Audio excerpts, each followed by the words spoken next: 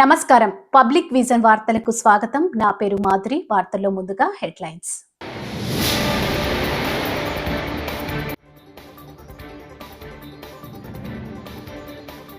పథకాలపై సానుకూలంగా ఉన్నారు. మంత్రి కొలుసు పార్థసారథి వెల్లడి.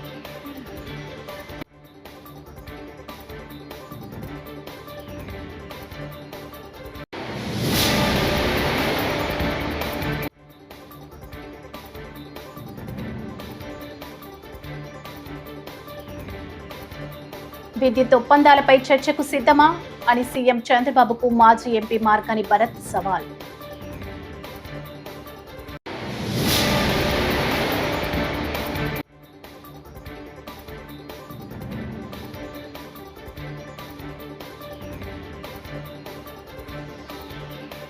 కులగణన నిర్ణయంపై రఘువీరారెడ్డి కామెంట్.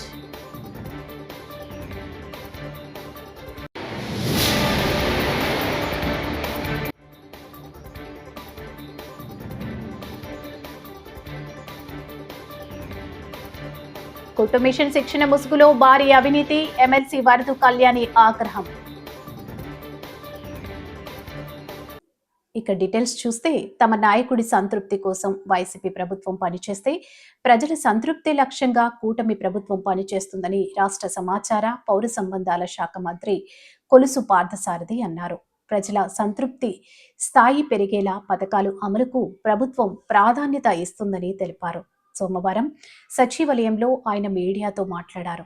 పలు అంశాల్లో సీఎం సమీక్షల వివరాలను వివరించారు. ప్రీతం ముఖ్యమంత్రి చంద్రబాబు నాయుడు గారి నాయకత్వంలో ప్రజల సంతృప్తి, ప్రభుత్వం అందించే సేవలని ఎంత మెరుగ్గా ప్రజలకి అందించబడుతున్నాయి అనే ఆలోచన మీద ఈ ప్రభుత్వం పనిచేస్తుందని చెప్పేసి, ప్రజల సంతోషం అనే ఆలోచన మీద పనిచేస్తుందని చెప్పేసి నేను తెలియజేస్తా ఉన్నా. నేను ఈరోజు ముఖ్యమంత్రి గారు ప్రభుత్వం అందిస్తున్న అనేక సర్వీసెస్ లేతే పథకాలు అవన్నీ కూడా ప్రజలకి ఏ విధంగా అందుతున్నాయి, అవి అందుకోవటంలో అధికారులు ఏమన్నా ప్రజల్ని ఇబ్బంది పెడుతున్నారా, అందుకున్న తర్వాత ప్రజల సంతృప్తి ఏ విధంగా ఉంది, ఈ పథకాలు అందించడంలో ఏదైనా అవినీతి చోటు చేసుకుంటుందా అనే విషయాల మీద ఎక్కడా లేని విధంగా ఈ రాష్ట్రంలో కొన్ని వేల మంది లబ్ధిదారుల్ని ఇంటర్వ్యూ చేసి ఐవీఆర్ఎస్ ద్వారా కానివ్వండి వివిధ మార్గాల్లో కొన్ని రిపోర్ట్లు తీసుకోవడం జరిగిందని చెప్పేసి మనం చేస్తాను. నేను ఎన్టీఆర్ భరోసా పెన్షన్ ఇప్పుడు ఈ రివ్యూని పరిశీలించినట్లయితే ప్రతి నెల కూడా ఈ రివ్యూ మొదలుపెట్టిన తర్వాత ప్రభుత్వం ప్రతి నెల కూడా ప్రజల సంతృప్తి పెరుగుతూ ఉందని చెప్పేసి నేను మనవి చేస్తా ఉన్నాను. నేను ఉదాహరణకి ఎన్టీఆర్ భరోసా పెన్షన్ ఉంది. దానికి ఈ నెల పెన్షన్ పంపిణీలో పెన్షన్ అధికారి మీ దగ్గర డబ్బులు వసూలు చేశాడా, అదేవిధంగా ఈ నెల పెన్షన్ మీ ఇంటి వద్దనే పంపిణీ జరిగిందా, పెన్షన్ అందించిన అధికారి ప్రవర్తన ఎలా ఉంది అనే ప్రశ్నలు అడిగినప్పుడు గత 3 నెలల 4 నెలల కాలంలో చాలా ఇంప్రూవ్మెంట్ ఉందని చెప్పేసి నేను మనవి చేస్తాను. ఎప్పుడైనా సరే ఈ ఇంటి వద్దనే ఇచ్చారా అనే దానికి 87.8% ఇంటి వద్దనే ఇచ్చారు. అదేవిధంగా 85% అధికారి ప్రవర్తన బాగుంది. కరప్షన్ పింఛన్ అధికారి డబ్బులు వసూలు చేశారంటే కేవలం చాలా తక్కువ మంది అది చేశారని చెప్పి చెప్తున్నారు. అధికారి ప్రవర్తన మీద అది కూడా ముఖ్యమంత్రి గారు రివ్యూ చేశారు. ప్రవర్తన గురించి అది కొన్నిసార్లు లబ్ధిదారుల ప్రవర్తన కానివ్వండి, లేదా కొంతమంది ఉద్దేశపూర్వకంగా రాజకీయంగా ఆలోచించి అక్కడ అధికారితో కొంత ఇబ్బందికర వాతావరణం రావటం కానీ ఇవన్నీ కూడా ఉంటాయని చెప్పేసి అధికారులు చెప్పడం జరిగింది. ఏదేమైనా కూడా లబ్ధిదారుల ప్రవర్తన ఏ విధంగా ఉన్నా వారిని ప్యాసిఫై చేసి వారిని సంతృప్తి పరచడం మన అధికారుల బాధ్యత. దీన్ని ఇంకా ఇంప్రూవ్ చేయండి అని చెప్పేసి మరి ముఖ్యమంత్రి గారు చెప్పడం జరిగిందని చెప్పేసి మనం చేస్తాం. ఇటువంటి రెవెన్యూ సర్వీసెస్కు సంబంధించి, అదేవిధంగా హౌసింగ్ డిపార్ట్మెంట్కి సంబంధించి ఈరోజు రివ్యూ జరిగిందని చెప్పేసి మనం చేస్తా ఉన్నాను నేను. మరి అన్నిట్లో కూడా మరి సంతృప్తికరంగానే ఉన్నట్లు ఐవీఆర్ఎస్ ద్వారా ప్రభుత్వ అధికారుల పనితీరు కానివ్వండి, ప్రభుత్వ పథకాలు అందించడంలో కానివ్వండి, ప్రజలు సంతృప్తికరంగా ఉన్నారని చెప్పేసి మరి ఈ సర్వేలో తేలిందని చెప్పేసి ఈ సందర్భంగా నేను తెలియజేస్తా ఉన్నాను. మరి దీనికి తోడు అనేక విషయాల మీద కూడా ముఖ్యమంత్రి గారు రివ్యూ డిస్కషన్ చేయడం జరిగిందని చెప్పేసి మనం చేస్తాను. ముఖ్యంగా నిన్న కురిసిన అధిక వర్షాలు ఏదైతే ఉందో అందరు కలెక్టర్లతో కూడా మాట్లాడి జిల్లాల్లో పరిస్థితి, వర్షపాతం, రైతుల ఇబ్బందులు, నష్టం ఇవన్నిటిని మీద కూడా రివ్యూ చేయడం జరిగిందని చెప్పేసి నేను ఈ సందర్భంగా మనం చేస్తాను. మరి మనం చూసాం కొన్ని ఛానల్స్లో రాష్ట్రంలో మహిళలకు వృత్తి నైపుణ్యాలను అందించే కార్యక్రమాలను కూడా అవినీతి కల్పతరువులుగా మార్చిన ఘనత కూటమి ప్రభుత్వానికే దక్కుతుందని వైఎస్ఆర్సీపీ ఎమ్మెల్సీ వరదు కళ్యాణి మండిపడ్డారు. తాడేపల్లి వైఎస్ఆర్సీపీ కేంద్ర కార్యాలయంలో మీడియాతో మాట్లాడుతూ బీసీ, ఓబీసీ, కాపు మహిళలకు కుట్టు శిక్షణ మిషన్లు పంపిణీ కార్యక్రమంలో ఏకంగా తొలి విడతలో 157 కోట్లు దోచుకునేందుకు తెగబడ్డారని ఆగ్రహం వ్యక్తం చేశారు. మస్తు స్కీమ్ అది కూడా అమలు చేయలేదు. అలాగే పండగ కానుకల స్కీమ్ అమలు చేయలేదు. దీపంలో సగం అమలు చేయలేదు. ఇన్ని స్కీములు ఇస్తామని చెప్పి అమలు చేయలేదు సరికదా. ఇప్పుడు మహిళల పేరుతో ఇస్తామన్న ఒక పెద్ద పథకానికి స్కామ్ గా మార్చేశారు. అదే కుట్టు మిషన్స్ ట్రైనింగ్ స్కీమ్ అనేది ఒకటి పెట్టారు. అందులో ఏకంగా మొదటి విడతలో 157 కోట్లు దోపిడీ చేయడానికి వీళ్ళు ప్లాన్ చేసి ఓవరాల్ గా 245 కోట్లు 50 రోజుల్లో దోచుకోవడానికి వీళ్ళు ప్లాన్ చేశారంటే ఎంత దారుణమో, మహిళల్ని మోసం చేయాలనుకోవడం ఎంత దురదృష్టకరమో మనం అర్థం చేసుకోవచ్చు. ఈ రోజు ఒక్క మహిళల్లో ఈ వర్గం ఆ వర్గం అని లేదు. బీసీలు, కాపులు, రెడ్లు, అలాగే కమ్మ, క్షత్రియ, వైశ్య అంటే ఎకనామికల్లీ బ్యాక్వర్డ్ క్లాస్ లో ఉన్న మహిళలకు కూడా అందరికి కూడా ఈ కుట్టు మిషన్లు ట్రైనింగ్ ఇస్తామని చెప్పి వీళ్ళు అందులో పెద్ద స్కామ్ కి తెరలేపడం నిజంగా చాలా దురదృష్టకరం. ఈ రోజు రాష్ట్రంలో తీసుకుంటే అప్పుల్లో ఒకవైపు రికార్డు సృష్టిస్తూ ఉన్నారు, ఇంకోవైపు అవినీతిలో రికార్డు సృష్టిస్తూ ఉండే పరిస్థితి మనకు కనిపిస్తూ ఉంది. అసలు అక్షర క్రమంలో ఆంధ్రప్రదేశ్ నంబర్ 1 స్థానంలో ఉంది. తీసుకుంటే అవినీతిలో కూడా ఈ రోజు నంబర్ 1 స్థానంలో ఈ కూటమి ప్రభుత్వం అధికారంలోకి వచ్చాక తీసుకొచ్చిన పరిస్థితి మనం చూసాం. ఎన్నికల టైంలో సూపర్ 6 హామీలు అని చెప్పారు. ఇప్పుడు అధికారంలోకి వచ్చాక సూపర్ స్కామ్స్ అమలు చేస్తూ ఉండే పరిస్థితి మనం చూస్తూ ఉన్నాము. ఎన్నికల టైంలో బాబు షూరిటీ భవిష్యత్ గ్యారంటీ అన్నారు. ఈ రోజు బాబు షూరిటీ అవినీతి గ్యారంటీ అన్న టైప్ గా వీళ్ళు పరిపాలిస్తూ ఉండే పరిస్థితి మనం చూస్తూ ఉన్నాము. అలాగే తీసుకుంటే తెలుగుదేశం పార్టీ కాస్త ఇప్పుడు తెలుగు దోపిడీ పార్టీగా మారిపోయిన పరిస్థితి. అలాగే గతంలో జగనన్న ప్రభుత్వంలో స్కీముల ఆంధ్రప్రదేశ్ గా ఉండే ఈ స్కీమ్ ఆంధ్ర ఈ రోజు ఈ కూటమి ప్రభుత్వం అధికారంలోకి వచ్చాక స్కామ్ ఆంధ్రగా మారిపోవడం నిజంగా చాలా దురదృష్టకరం. అలాగే కూటమి ప్రభుత్వం అనేది కుంభకోణాల ప్రభుత్వంగా ఈ రోజు మారిపోయింది. అలాగే ఎన్డీఏ ప్రభుత్వానికి అర్థం వీళ్ళు మార్చేశారు. నారా దోపిడీ అలయన్స్ ప్రభుత్వంగా వీళ్ళు పరిపాలిస్తూ ఉండే పరిస్థితి మనం చూస్తూ ఉన్నాం.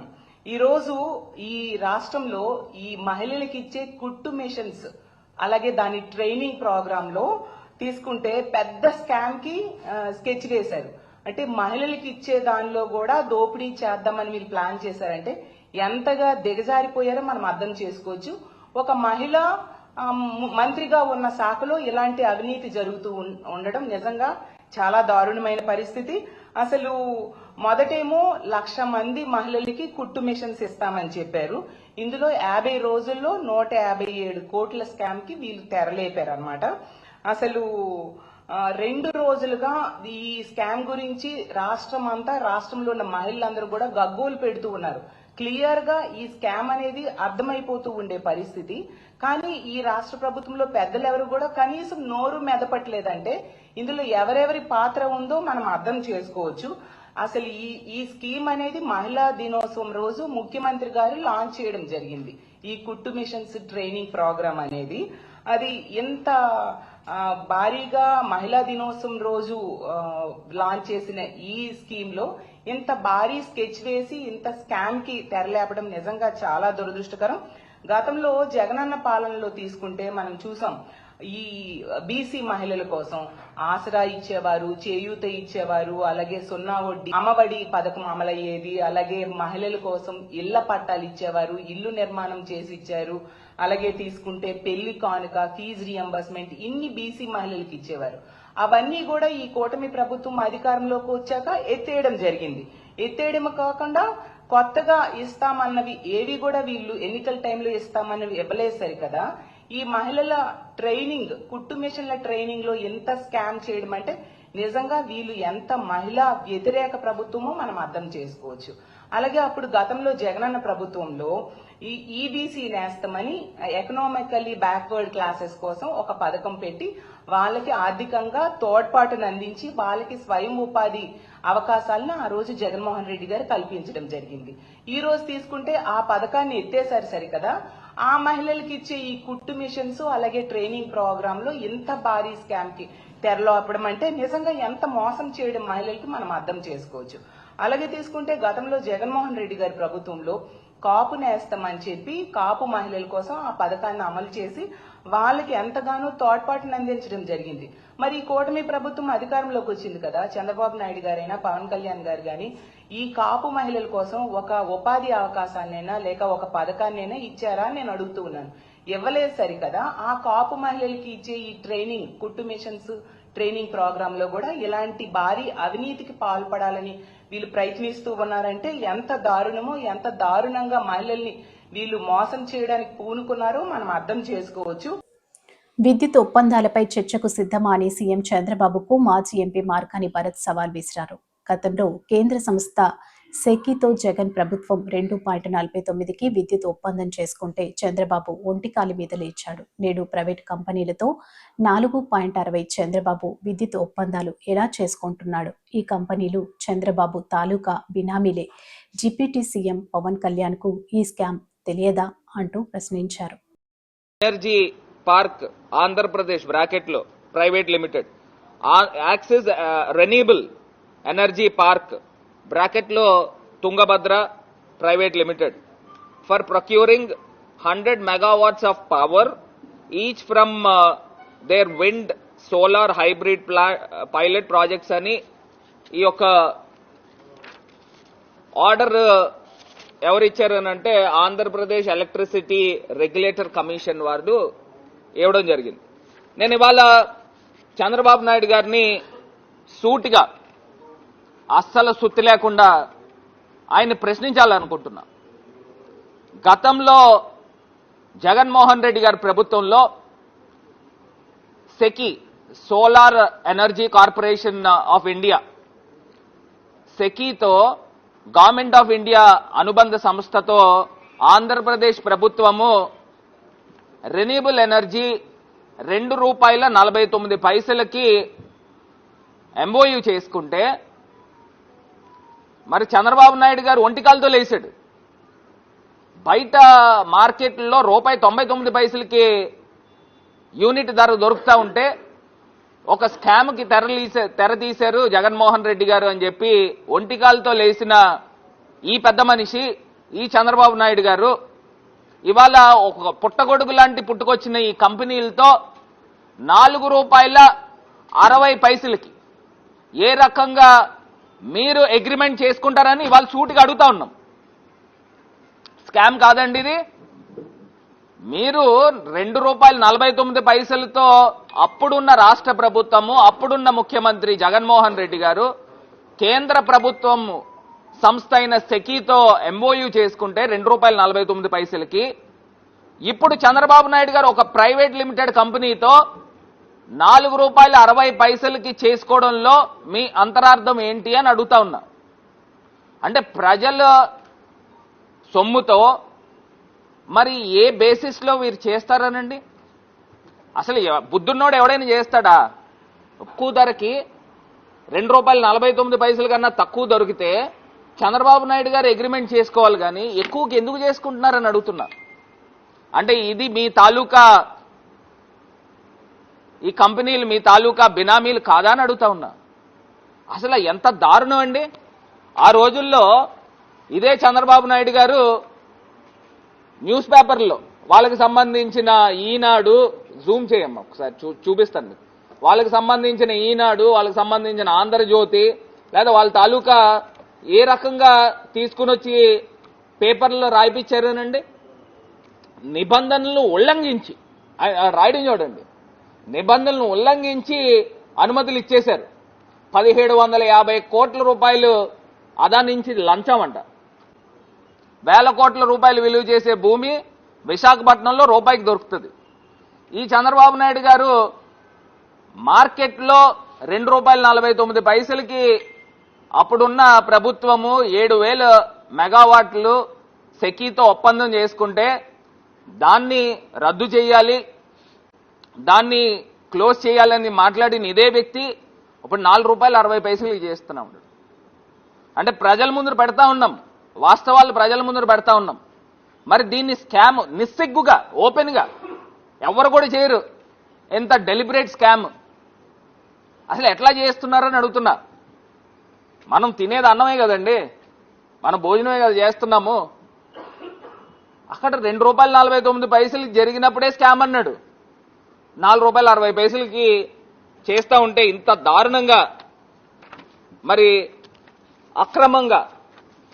ఒక పక్కనేమో రాష్ట్రం విడిపోయినప్పుడేమో ఆంధ్రప్రదేశ్కి సంబంధించి ఎలక్ట్రిసిటీ బోర్డు ఏపీ జెన్కో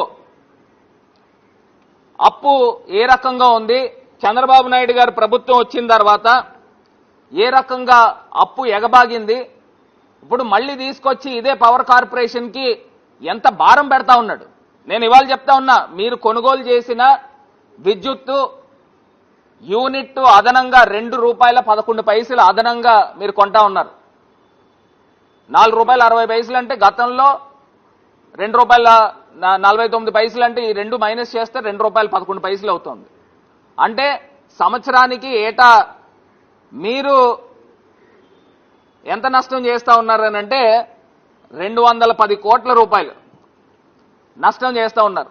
అంటే మీరు మొత్తం చెల్లించేది 440 కోట్ల రూపాయలు మీరు యాక్సిస్ ఎనర్జీకి ప్రైవేట్ లిమిటెడ్ కంపెనీకి సంవత్సరానికి చెల్లిస్తూ ఉన్నారు. అంటే 25 సంవత్సరాల పాటు మీరు వడ్డీతో లెక్కేసుకుంటే 11,000 కోట్ల రూపాయలు కుంభకోణం. ఇది ఈ ప్రభుత్వాన్ని నిలదీయాలి. మరి పవన్ కళ్యాణ్ గారికి తెలుసా అండి ఈ ఒప్పందం గురించి? ఆయన ప్రభుత్వంలోనే ఉన్నాడు కదా, డిప్యూటీ సీఎం కింద ఉన్నాడు కదా. కేంద్ర ప్రభుత్వం కులగణన చేయాలనే నిర్ణయంపై మడకశిర మాజీ ఎమ్మెల్యే సిడబ్ల్యూసీ మెంబర్ రఘువీరారెడ్డి స్పందించారు. మంగళవారం మడకశిర మండలం నీలకంఠాపురంలో ఆయన మాట్లాడుతూ, గత యూపీఏ ప్రభుత్వ హయాంలో 2004 నుంచి 14 వరకు కులగణన నిర్వహించగా ఆ వివరాలు ఇప్పటికీ బయటపెట్టలేకపోయారని విమర్శించారు. ఆర్టికల్ 15 నుంచి 5 ద్వారా దేశంలోని అన్ని ప్రైవేట్ కళాశాలలో, పాఠశాలలో దామాషా ప్రకారం అన్ని కులాలకు సీట్లు కేటాయించాలని సవరణ చేసినా ఇంతవరకు అమలు పరచలేదని రఘువీరారెడ్డి కామెంట్స్ చేశారు. 2004 నుంచి 2014 వరకు కేంద్రంలో యూపీఏ ప్రభుత్వం ఉన్నప్పుడు కుల గణన జరిగింది, క్యాస్ట్ సెన్సస్ జరిగింది. రెగ్యులర్గా జరిగేటువంటి సెన్సస్తో పాటు క్యాస్ట్ సెన్సస్ జరిగింది. దాన్ని ఇదివరకు రిలీజ్ చేయలేదు. అలానే రాజ్యాంగంలోని ఆర్టికల్ 15(5) సవరణ ద్వారా దేశంలో ఉన్న ప్రైవేట్ సంస్థలకు సంబంధించిన అన్ని విద్యాలయాల్లో కూడా, ప్రైమరీ స్కూల్ నుండి యూనివర్సిటీ వరకు కూడా ఎస్సీలు, ఎస్టీలు, బీసీలు, రిజర్వేషన్ కేటగిరీలందరికీ కూడా అక్కడ సీట్లు ఇవ్వాలి ఆ దామాషా ప్రకారం అని గత యూపీఏ ప్రభుత్వంలో సవరణ తీసుకొని రావడం జరిగింది. అది ఇంతవరకు అమలు కాలేదు. చిత్తూరు జిల్లాలోని మామిడి రైతుల సమస్యలను సీఎం చంద్రబాబు దృష్టికి తీసుకెళ్తామని మంత్రి రాంప్రసాద్ రెడ్డి అన్నారు. చిత్తూరు కలెక్టర్ సుమిత్ కుమార్ అధ్యక్షతన జిల్లా అభివృద్ధి సమీక్ష సమావేశం మంగళవారం జరిగింది. మంత్రి మాట్లాడుతూ ప్రతి సమావేశంలో చిత్తూరు జిల్లా గురించి సీఎం ఆరా తీస్తారని చెప్పారు. జిల్లా నుంచి మామిడి ఎగుమతి చేసి రైతులకు గిట్టుబాటు ధర కల్పించడానికి కృషి చేస్తామని అన్నారు. అందరికీ నమస్కారం.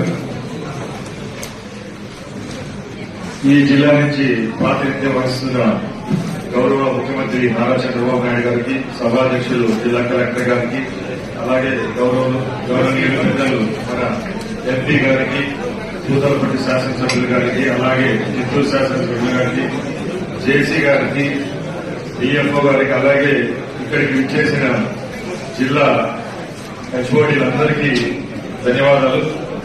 ముఖ్యంగా మనందరికీ తెలుసు, చిత్తూరు జిల్లా అంటే ఉన్న 25 జిల్లాల్లో గౌరవ ముఖ్యమంత్రి నారా చంద్రబాబు నాయుడు గారు ప్రాతినిధ్యం వహిస్తున్న జిల్లా. నిజామాబాద్ జిల్లా ఆర్మూర్ పట్టణంలోని సినీ నటి నేహా శెట్టి సందడి చేశారు. మామిడిపల్లి చౌరస్తాలో ఓ షాపింగ్ మాల్ ప్రారంభోత్సవ కార్యక్రమంలో ఆమె పాల్గొన్నారు. ఈ సందర్భంగా నేహా శెట్టిని చూసేందుకు అభిమానులు భారీగా తరలివచ్చారు.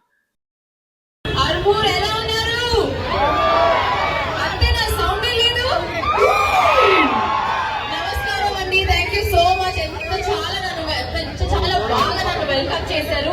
నేను తొందరగా లోపల వెళ్ళి షాపింగ్ చేసి వస్తాను, ఓకేనా?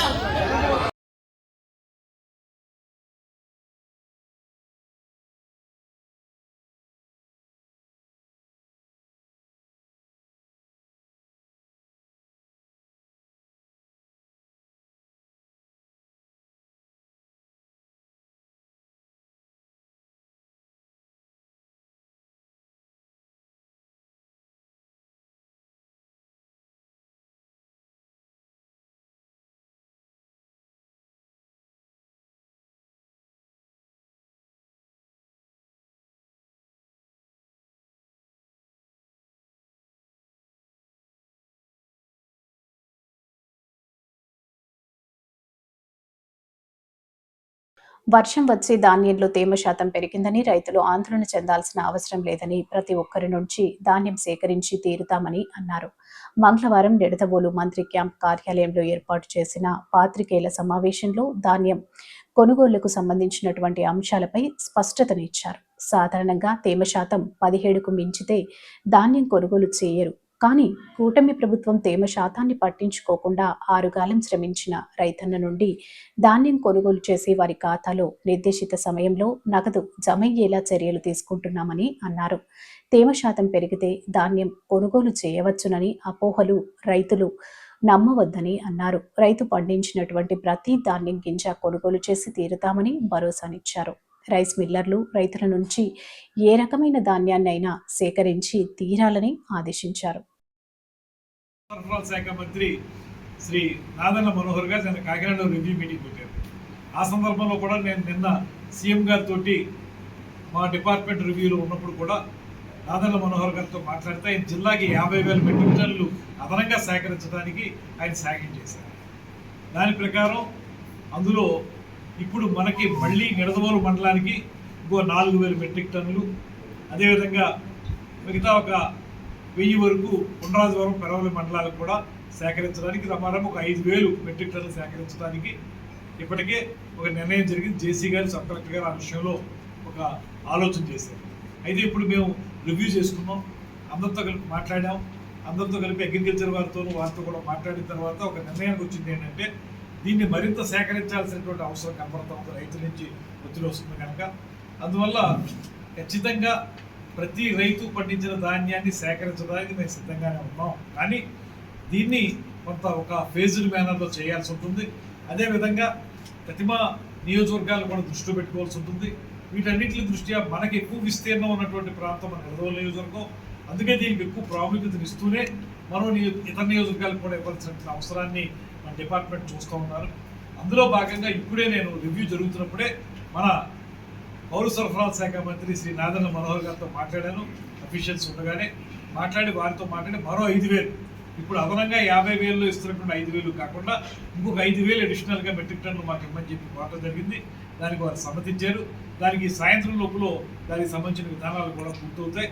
దాంతో మొత్తం రమారమి 10,000 మెట్రిక్ టన్నులు మన నిడదవోలు నియోజకవర్గంలో కొత్తగా సేకరించడానికి మనం సూత్రప్రాయంగా ముందుకు వెళ్తా ఉన్నాం అనేటువంటి మాట కూడా ఈ సందర్భంగా తెలియజేస్తున్నాను. రాజమండ్రి ప్రభుత్వ ఆసుపత్రిలో రోగులకు మెరుగైన వైద్య సేవలు అందించాల్సిన వైద్యాధికారులు ఇప్పటికీ నిర్లక్ష్యం వీడకపోతే ఇక సాగనంపుతామని రాజమండ్రి సిటీ ఎమ్మెల్యే ఆదిరెడ్డి శ్రీనివాస్ హెచ్చరించారు. మంగళవారం ప్రభుత్వ ఆసుపత్రి ఎంసీహెచ్ బ్లాక్ మార్చురీ తదితర విభాగాలకు పరిశీలించారు. ఈ సందర్భంగా మందులు లేవని చెబుతున్నారని పలువురు రోగులు ఫిర్యాదు చేశారు. ఆపరేషన్ చేసే వైద్యులకు 2 ఏళ్లుగా అదే యూనిఫామ్ అని, ఏసీ పని చేయడం లేదని, ఫ్యాన్లు సరిగా లేవని వైద్యులు సిబ్బంది ఎమ్మెల్యే ఆదిరెడ్డి వాసుకు ఫిర్యాదు చేశారు. అనంతరం ఆయన మీడియాతో మాట్లాడుతూ ఈ నిర్లక్ష్యానికి సూపరింటెండెంట్ బాధ్యత వహిస్తారా, ఇతర వైద్యాధికారులు బాధ్యుల అనేది తేలాలని ఆగ్రహం వ్యక్తం చేశారు. కూటమి అధికారంలోకి వచ్చి 1 ఏడాది అవుతోందని, తాను కూటమి నాయకులతో కలిసి 15 రోజులకు ఒకసారి ఆసుపత్రి సందర్శించి రోగులకు మెరుగైన వైద్య సేవలు అందించాలని కోరుతూనే ఉన్నామని ఆయన చెప్పారు.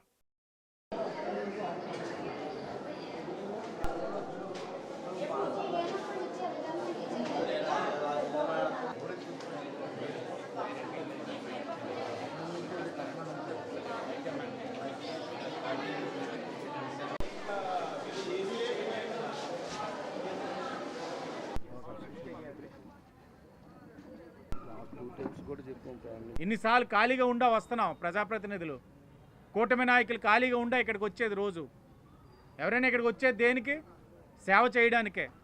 ఇదేనా ఇన్కమ్ జనరేటింగ్ పాయింటా? ఇది కాదు కదా. కానప్పుడు ఉత్తిన పనులన్నీ మానుకొని ఎందుకు వస్తారు కూటమి నాయకులు కానీ ప్రజాప్రతినిధులు కానీ? ప్రజల శ్రేయస్సు కోసం, వాళ్ళ మంచి కోసం వచ్చినప్పుడు మెరుగ్గా పనిచేయకపోతే ఏం చేస్తాం? చర్యలు తప్పవు. చెప్తా ఉన్న అధికారులందరికీ చర్యలు తప్పవు. అర్థం చేసుకోవాలి. మాకు సరదా కాదు అధికారులని ఏదో ఒకటి అనడానికి, మాకేం సరదా కాదు. మీలో తప్పు ఉంది కాబట్టి అంటా ఉన్నాం. మళ్ళా 15 రోజులకు వస్తాం. ఏ చిన్న లోటుపాటు మీరు చెప్పినట్లు కనబడినా చర్యలు తప్పవు. అలాగే ఎంసీహెచ్ బ్లాక్లో 150 బెడ్ ఏదైతే కొత్త సెంటర్ తయారు చేసుకుని ఉన్నామో కలెక్టర్ గారి దగ్గర ఉంది.